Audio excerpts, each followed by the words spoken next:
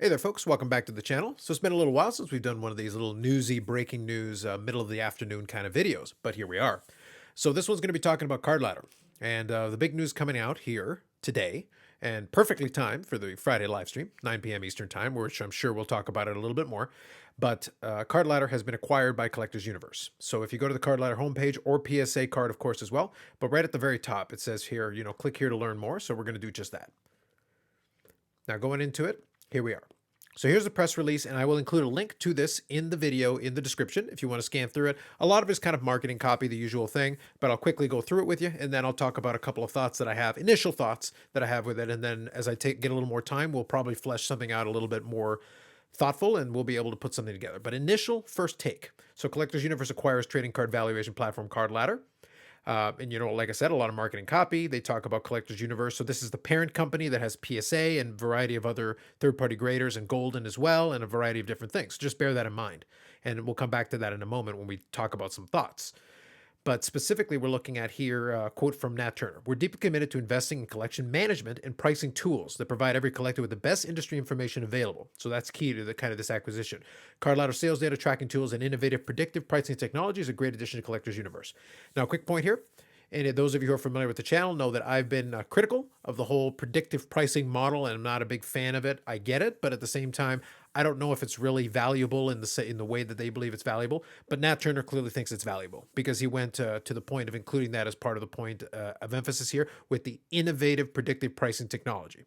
I said already before why I'm not a big fan of the whole predictive pricing model because it doesn't take into account a lot of nuances that the card market actually has. But fine, whatever. At the end of the day, use it if you want. Have fun with it if you wish. But nonetheless, obviously, Nat Turner thinks enough of it that they consider this platform for it. Because in the space, the two big players are your card ladder and your market movers, and I'll get to market movers in a moment. But I just want to bear in mind that also our Nat Turner has had great relationship with the card ladder guys, Chris and Josh. So it's not surprising that at some point down the line, they were able to come to some kind of agreement here. And I'll say at the very end why I think it's a good move for the card ladder guys for a couple of different reasons. So next here, we've got a couple of quotes, basically just the regular standard things, talking about creative card ladder provide collectors with tools they need to build a collection they love, blah, blah, blah, usual kind of thing you would expect.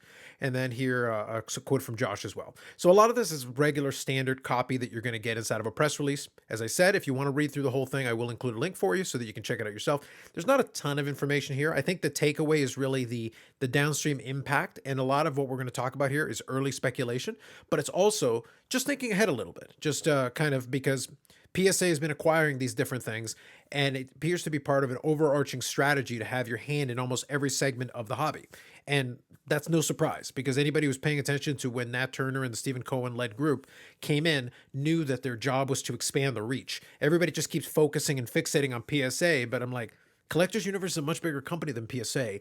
Think bigger. Stop worrying about the individual. Like I know as card collectors, we want to focus in on, this is our niche here. This is what we care about, but there's a lot more to it.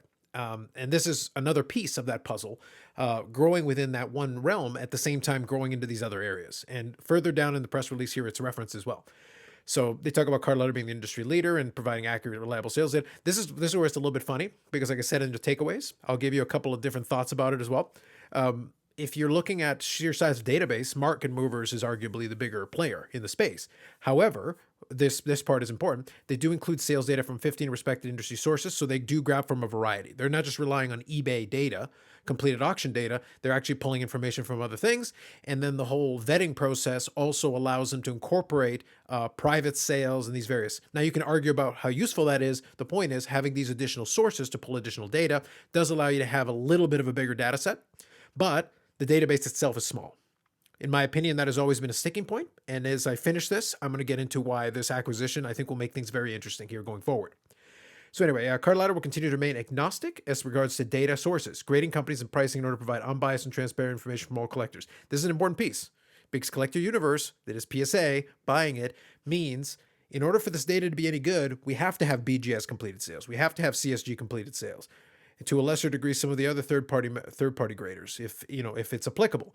The important thing is it can't just be PSA cards. Otherwise, it becomes less useful as far as a data set. That's really important. So saying agnostic as far as that's concerned, that's probably wise. We'll see how they manage it. It's the same way that Golden cannot only sell PSA cards. It's the same concept. A little bit more problematic with an auction house, but at the same time, if you're going to use useful data, you're going to have these other data points. Card Ladder research team reviews its transactions database to ensure customers have pricing data they can trust, have vetted millions of historical sports card sales in order to produce a leading data set that stretches back nearly 2 decades. Now, important here, Collectors Universe businesses include PSA, Professional Coin Grading Services, PCGS, which is the biggest player in coins, and Wada Games, which has had its controversies, we'll say. All trusted authentication leaders in their respective categories. Wada Games. I'll hesitate to call it trusted, but sure. Yeah, we'll go with authentication leader. The acquisition builds on a company's mission to provide every collector with the best platform, services, and information available in the hobby. Like I said, a lot of this is marketing copy from then on in. Okay, so big takeaways. Obviously, the acquisition allows for additional liquidity in the company. Keeping it agnostic is important because otherwise you would immediately lose credibility. We'll see how they manage with that going forward. That'll be something for us to monitor. But the bigger piece of it is that having that additional liquidity in the company, being under this big conglomerate now, means that they're going to have the ability to do the one sticking point that I've always had. Because I've done a review of Card Ladder and Market Movers on the channel. It's a little bit old now, but a lot of the principles that I talked about at that time still apply. That database isn't big enough. 18,000 cards, to be blunt, is not even close to being enough. However, one of the big problems with a startup is that you only have so much capital to be able to devote to people that can help you with that. So it becomes a manpower problem. Yes, if you're going to do any vetting at all and you're not just going to automate it, then you need people actually doing that vetting. You need to have staff. Well, if you're a startup, you can only scale to a certain degree. And basically the only way you can do the additional work is to basically ask the people that are doing it to do more hours, or ask people to work for you for free, basically on a volunteer basis, which you're going to get varying quality of people that can do the job. Having Collectors Universe as being the parent company is going to allow them to basically utilize some of the resources to be able to hire some additional folks, train them up, and then all of a sudden scale. The same way that PSA has been scaling up its grading platform, and the amount of graders they have available on staff has grown since Collectors Universe was taken over by Nat Turner and Stephen Cohen. If they put any resources into this at all, it wouldn't surprise me if that database swells very quickly into the 50,000, 100,000 and beyond. Because the more people you have available to do it means you can put hundreds of cards in a day as opposed to maybe a couple of dozen cards a day. So it's something to bear in mind that database could certainly get bigger. And if you're able to pull from all those additional data sets, there is an automated process to it that allows a relatively small amount of people to vet a lot of transactions. But inputting cards has always been the sticking point that you just don't have enough hours in the day. And if the individuals doing it have any other commitments, it slows things down tremendously. So increasing the size of that database will make them a lot more competitive with market movers in that space. But being part of this conglomerate also means that now they're going to potentially have the liquidity to be able to do that.